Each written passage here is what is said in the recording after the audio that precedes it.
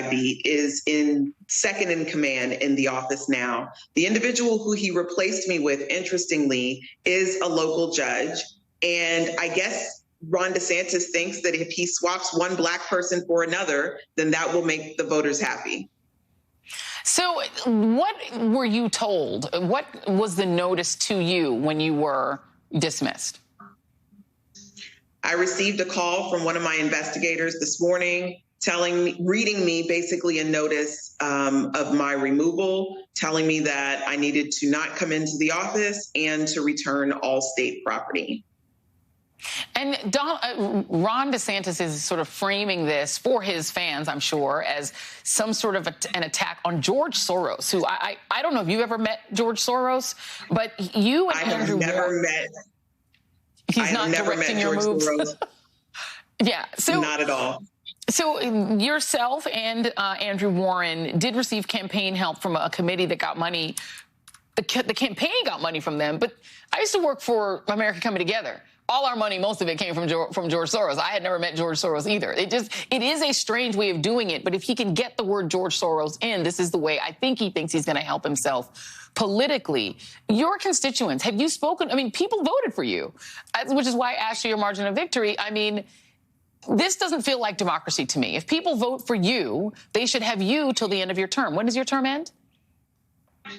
My term ends in 2024.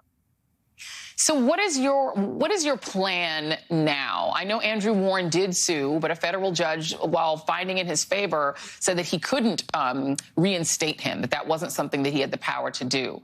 Do you plan to sue?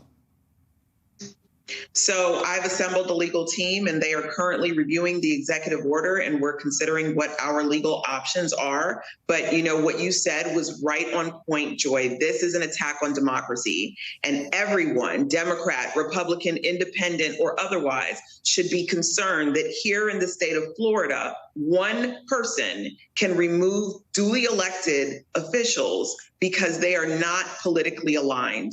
And that is exactly what an attack on democracy looks like.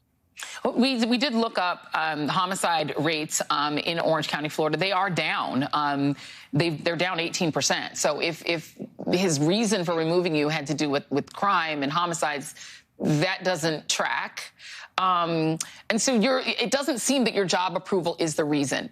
Do you think that the reason had to do specifically with trying to help his presidential campaign, or do you think it was local sort of Florida politics within the Republican Party there?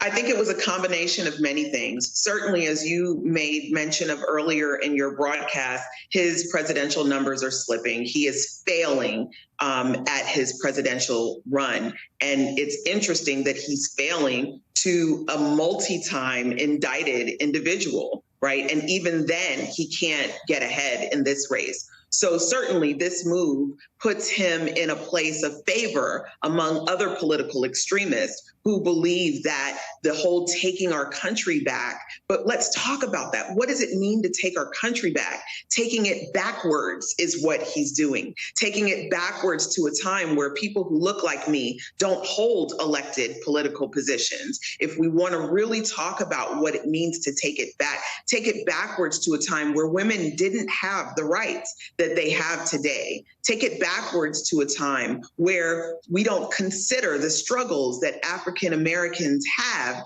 in this country when we have affirmative action. So that's what taking our country back means. And this is another action towards taking our country back.